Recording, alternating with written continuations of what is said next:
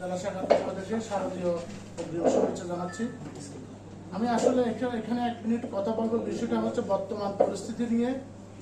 বিষয়টা আসলে ওইভাবে তুলে ধরা উচিত নয় যে বিগত সরকার আমলে আমি দেখেছি যে আমাদের সারা বাংলাদেশের মধ্যে যে হিন্দু সম্প্রদায়ের উপরে যে হামলা এবং নির্যাতনগুলো হয়েছে আপনারা দেখেছেন।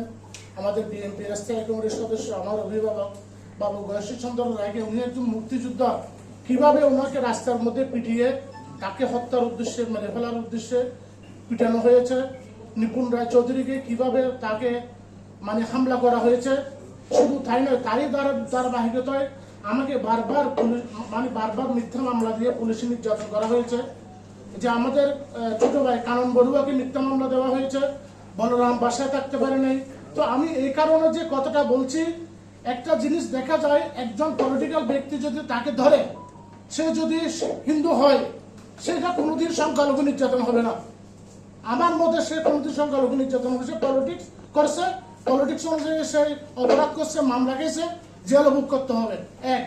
দ্বিতীয়ত বিষয় হচ্ছে যে ওই বিষয় নিয়ে আমরা কোনো ধরনের মাথা ব্যথা দেবো না। সে মামলা করছে, সেই অপরাধ যদি করে থাকে তাকে সেই ভোগ করতে হবে।